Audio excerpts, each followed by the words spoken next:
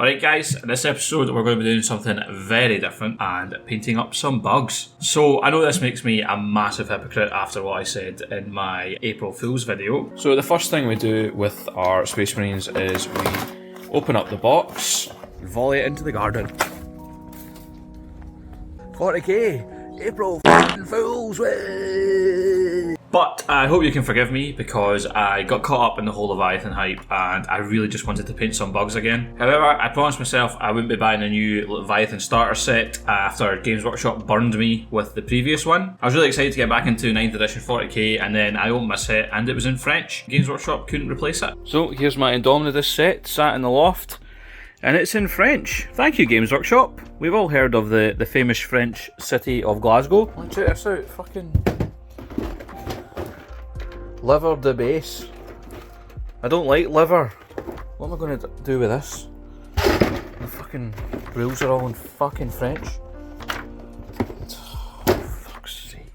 So, in order to get my new bug fix, the only thing I can do is go up into my attic and find my old 3rd edition Tyrannid army from like 2005. Let's go have a look, shall we? Oh dearie me. Oh my god, look how I used to keep my minis. Oh, that is bad. That's terrible. Oh my god. That must be quite rare. Old Forge World 2 battlesuit just left to rot. I'm gonna have to dig through this, see if I can salvage my army. I thought it would all be here in one piece. Look at the state of this. I can't believe I used to store my miniatures like this, man. Oh my god. Well, there's the old Hive Tyrant head. There he is. I'm gonna have to go through all this and sort it all out because that is a disgrace. Somebody should probably phone Travesty International about that because that is some kind of war crime here. So the first port of call was to take this down to my desk and to get rid of all the absolute crap that I thought was great when I was a 14-year-old boy. Like, what the actual fuck is this conversion? Anyway, once all the guff was out, it was time to go through all the bits and sort them into the different parts.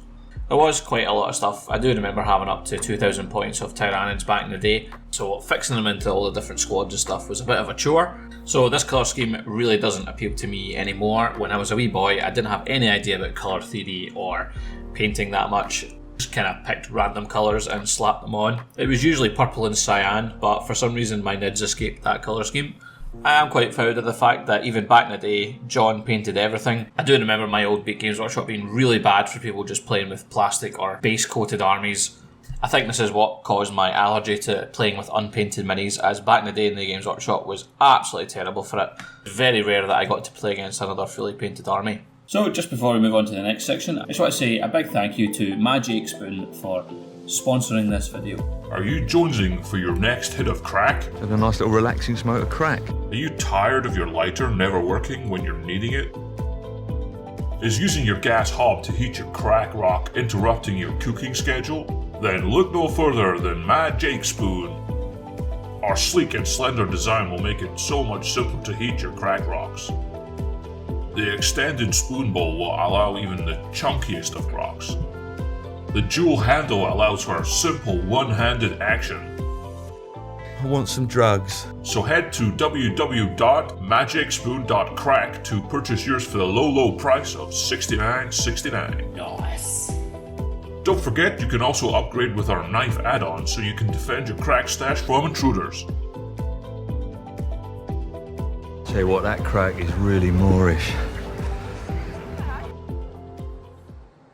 Anyway, I thought that was going to be about cereal, but let's move on, shall we? Before we get on to paint stripping these, we need to do one thing first, and that is to clean up these minis.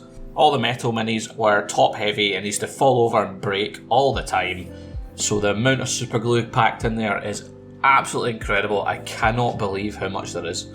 Like, check this out. Wow. I cut that super glue and smoke came off it.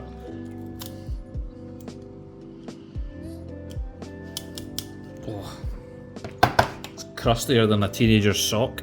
So to get rid of this, I've heard nail polish remover is fantastic. My wife was lucky enough to have some of this, so I stole it from her and used it to clean the super glue out of all these models. I just covered all the metal parts in the nail polish remover and left it to sit overnight. The next day I just took a pair of clippers and used it to get all the super glue out all the joins. I was trying hard not to damage the models, but sometimes it can't be helped. I'm hoping when they're all painted up you won't be able to see little chips and stuff on the metal. The super glue did tend to just kind of come out in one go, which was absolutely fantastic, so I do recommend nail polish remover or acetone to get rid of this. So on to my most hated part of any miniature project is paint stripping. Just dumping these big metal bits into the Biostrip 69 and putting it in a wee tub. I should definitely be using a glove on my second hand because this stuff is probably all kinds of poisonous. Also, I probably wouldn't recommend doing it right next to where you chop your fruit and veg for your dinner. You know, you've got to have a little bit of risk in your hobby to keep things exciting. You know, some people do skydiving for a thrill, others like gas fires in enclosed spaces, whereas I just like trying not to poison myself with dangerous chemicals. A lot of the older creatures still had their bases done, so I had to strip that as well. I just put these in some soapy water and leave it overnight, and it usually just slides off the next day. So, just scrubbing away at all the minis. I absolutely hate paint stripping miniatures. It takes forever, and also you've got to deal with the Biostrip 69 chemicals and having gloves on and brushes, but it needs to be done, so I've just decided to get through it all in one go. Also, I can only apologise for the shirtless nature of myself. It was absolutely fucking roasting. It was at least above 20 degrees, which in Scotland for a ginger man like myself was a death sentence. So I can only apologise for my horrible pasty skin. However, there was one upside to the temperature being so hot, and that was the fact that everything dried so fast. So this is why Biostrip 69 is just better than any other paint stripping material. Look, it just absolutely melts it all off. It also does all this plastic. It's fantastic. It doesn't even melt. How good is that? And I've gone and lost the Ravener's head. Just slipped out of my hand and it just went right in down there. So I think the Ravener might be RIP because it won't have a head unless I can try green stuff one. Maybe that'll be a new challenge for me. So before we start constructing these, we need to sort them into the correct miniatures. I've got a Biovore, a Zoanthrope, a Ravener, a Carnifex and a Hive Tyrant, all in the old metal. Building these up was giving me some strong nostalgia vibes. I forgot to mention earlier that before I paint stripped them, I attached all the warriors to the base by pinning them as well. When such a big model only has one contact with the base with 1 foot, I always think it's best practice to pin them to stop them from always falling over and snapping. You know, this army was one that I always wanted as a kid, but I just did not have the skills to build it. All these massive minis need pinned, green stuffed, all these other fancy techniques which I just didn't know how to do as a kid. All I knew was super glue, go, stick, and that was it. So more often than not, these things would fall over and break and snap. So we're going to do it right this time. It will take a lot more effort and a lot more time, but I think it's best to pin a lot of these joins just to give a solid connection. Is there anything more satisfying when you do some pinning and you actually get the hole in the right place? If you'll pardon the pun. I have a big brain. Hello mate, what's happening? Look at the size of my brain, I'm pure smart. I'll fucking blast you. I also used green stuff to fill in any gaps where the metal parts don't quite fit together properly. This will create a much stronger bond and help these miniatures stick together.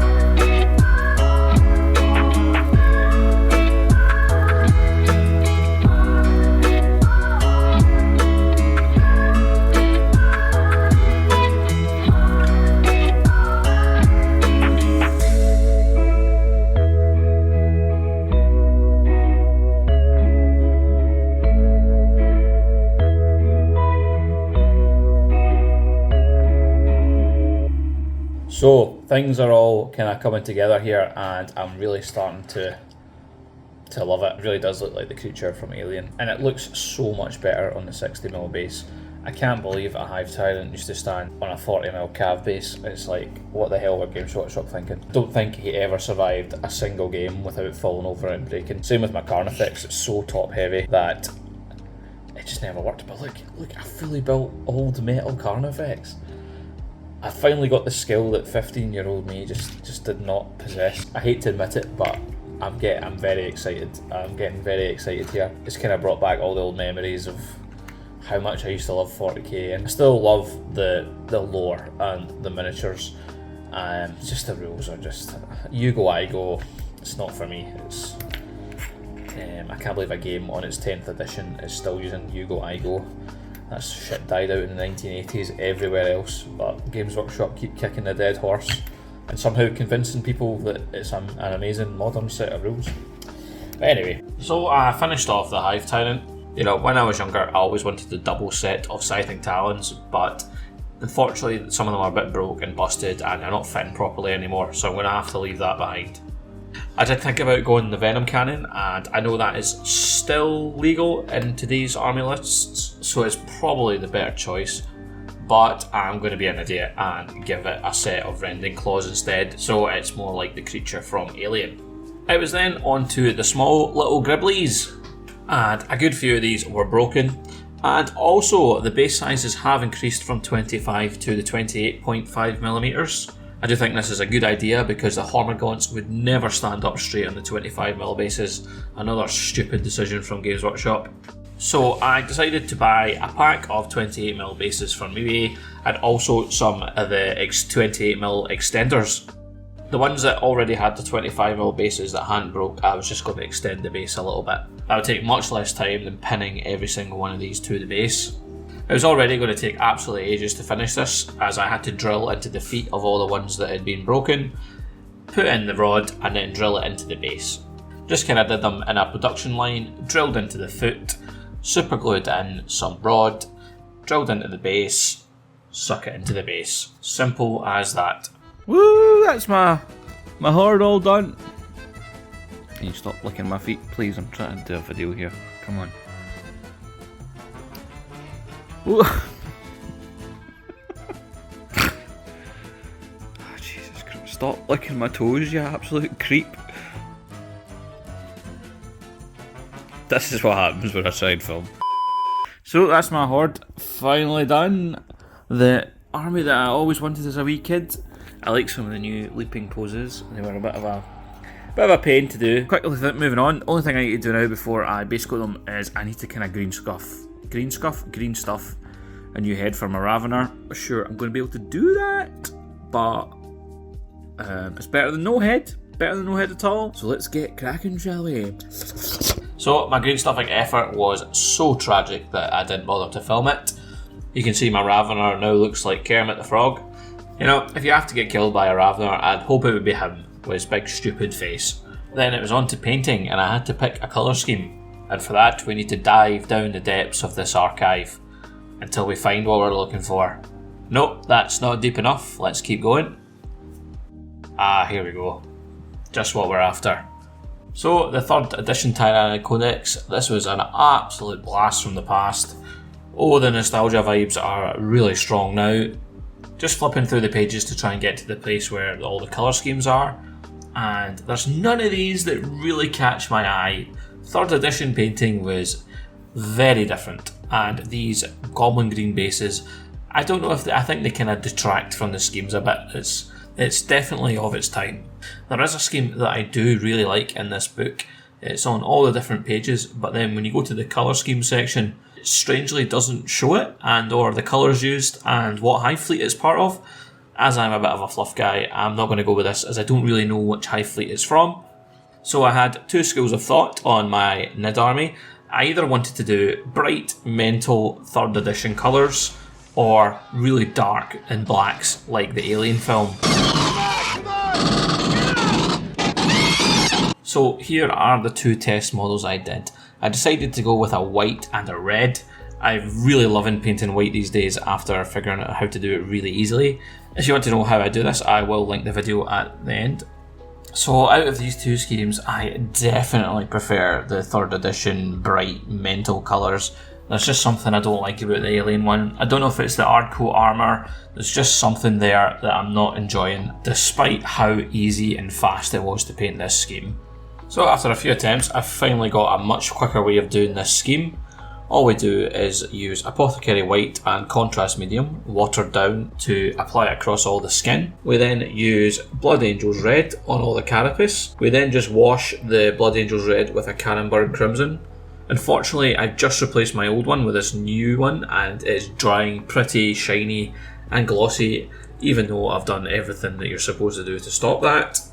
We then do a little bit of sepia on the teeth, followed by using orc flesh on all the little muscly bits between all the bits of skin. The only other thing I have is Moonfang Brown, just to give the base a cover, which means that if you make a mistake when you're basing it, you don't see the white through it. You can also water down the orc flesh with some contrast medium for some less bits that you don't want to be as prominently green. Further down the line, I will come back and edge highlight all the little bugs, but for now I'm only going to be doing it on the big boys with Evil Sun Scarlet and then Wild Rider Red. But for now, let's get cracking with all the little bugs.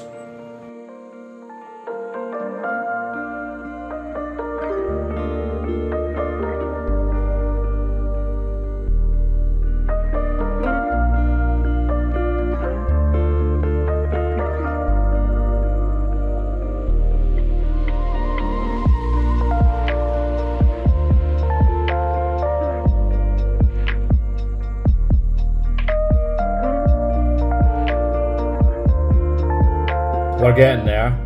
My army of bugs is growing, and I hate to say how much I'm enjoying painting this. It's a hard pill to swallow, but I'm secretly getting very turned on here. Here's what I've done so far. I'm absolutely loving all the different bugs. I should probably do a wee edge highlight on the warriors, but I think on to the big boys, and I'll spend a lot more time on the big boys. Like for example, my brain boy here, I spent a lot more time on him just because I've always loved the old zoanthrope. Just a wee slender thing with a big giant brain. God, can't beat it. The rippers and the termies are all done now as well, so we've only got the two big boys left at the back. Very exciting. I've been waiting to paint them for so long, but I thought I would save them for the end, so I've got something to look forward to. I thought if I left the big boys till last, it would make me paint the rest of the stuff, so I can actually get to paint the big boys, rather than paint the big boys and going, oh, I'm bored, I'm not going to paint the rest of the wee fanny things here. The only one I'm a bit thinking about, Big Randy Ravener here. I think I could have done a bit more effort on the green stuff, but I just really couldn't be arsed. I suppose you wouldn't really be annoyed being killed by that. Looks like fucking Kermit the Frog. Anyway, moving swiftly on.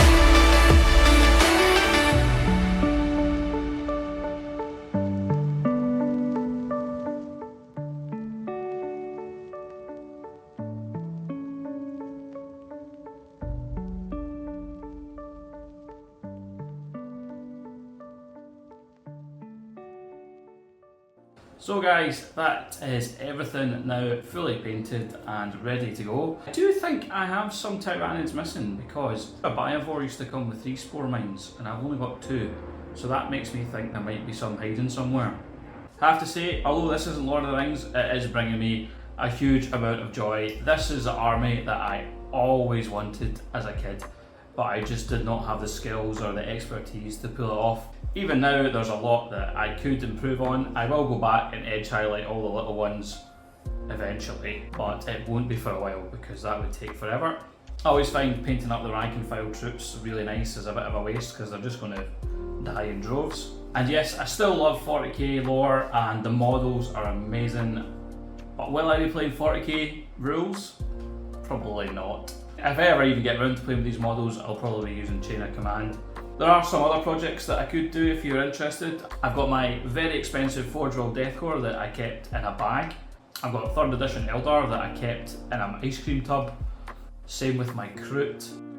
So instead of buying the next FOMO Hype GW starter set, why don't you just go up into your attic and find some old army and finish that project that you always wanted as a kid. According to my demographics, you're all around my age, so you must have one lurking away up in the attic that you can turn into that dream project that you always wanted. Yeah, do subscribe and let me know what you thought of this in the comments. So a huge thank you to all the Patreons and everyone that supports me. It really does mean the world to me. All I'll do now is leave you with some battle shots. I really hope you enjoyed this. I love you all. See you in the next one.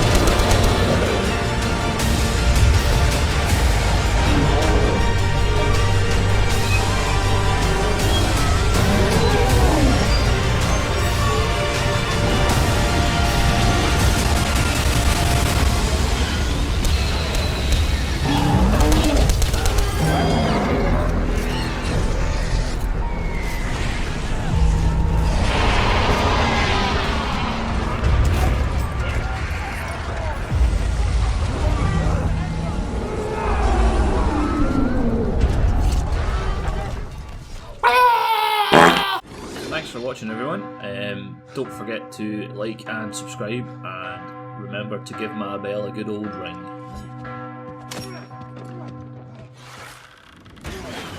Wow.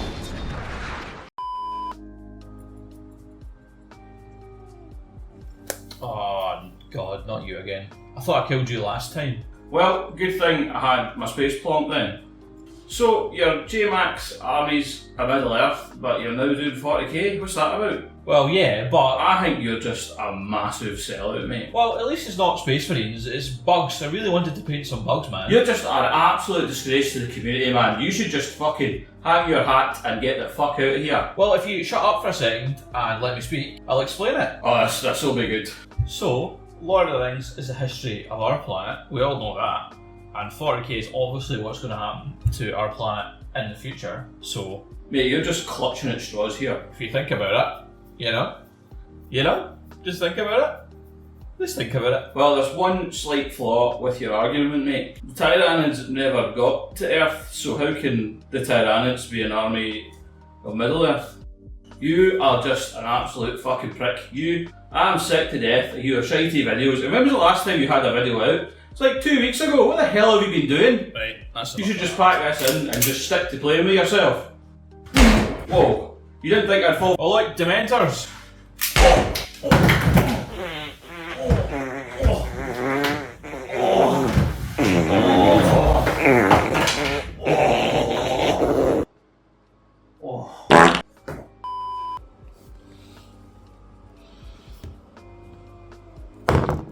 Fucking hell, mate. Settle down. Settle down. Fucking hell, pure Charlie Carnifex here. You fucking arsehole. turn you into a fucking pair of slippers. Man, I am so bad at this. So for the eagle-eyed among you, you might have noticed that in the part where I'm talking about what painting scheme I'm going to pick, you can see the painted Nids in the background. Fucking talk about continuity. Jesus fucking Christ. Ah. What the fuck? Who was that? I bet that was Connor. He was at my painting desk the other day. What a joker, eh? How funny is he? I recognise that cock shape from your fucking gorebag shield, mate. I know that was you.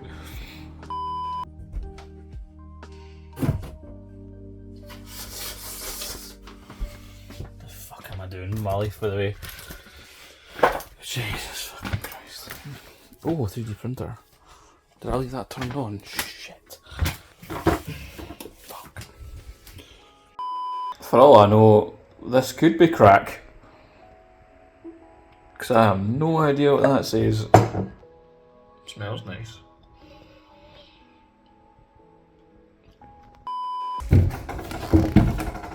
What are you doing? It's not what it looks like. I can explain. Should I do a hand transition or should I do like a microphone transition? Very fancy. Anyway. So, to get my fix of some bug painting, what? So, in order to get my bug fixing... So, in order to get my bug fucking... Fuck tits. Fucking... Fuck. So, my Patreon brain trust, what should we name this video? Give me your filthiest clickbait. I have no original ideas for a video name thumbnail. Hashtag Leviathan. Painting real Leviathan models in the hood. Gone wrong, gone sexual, prank.